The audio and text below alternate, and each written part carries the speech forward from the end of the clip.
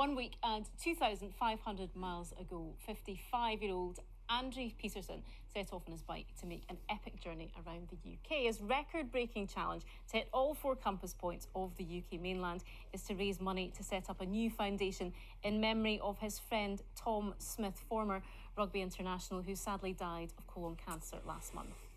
It's quite a feat, and if he was going to succeed, Andy would have to spend a grueling 15 hours in the saddle every single day, an unthinkable challenge for even the fittest cyclist. But we are absolutely delighted to say that he has made it, and he's mustering the energy to join us now from Ardnamurchan. And Andy, well done, young fella. That is fantastic. How are you doing? Not too bad, not too bad. A wee bit saddle sore, but happy to be here.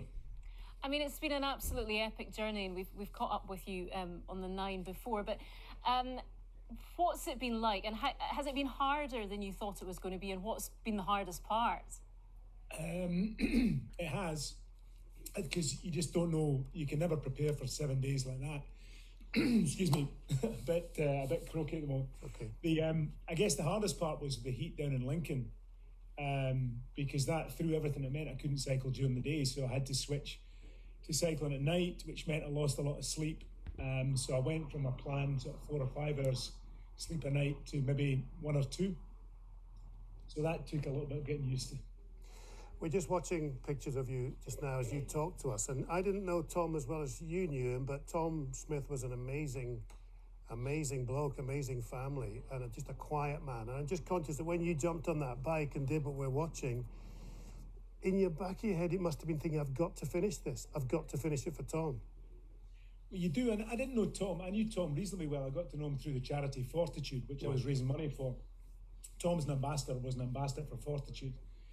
And you just sense first of all, the strength in the man was incredible, but also the respect that his teammates held him in.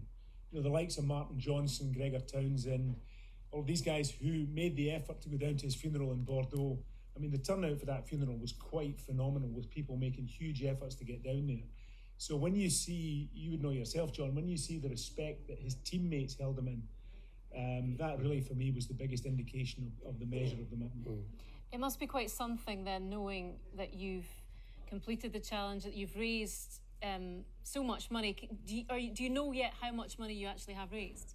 I think we're just over the 100,000 now, which is just phenomenal. And one of the things that just strikes you is the acts of kindness that you receive en route, whether it's donations or people just turning up in the middle of the night because they've been tracking your progress, and literally jumping out and saying, Andy, how are you doing? I'm tracking you. Would you like some water? Would you like some food?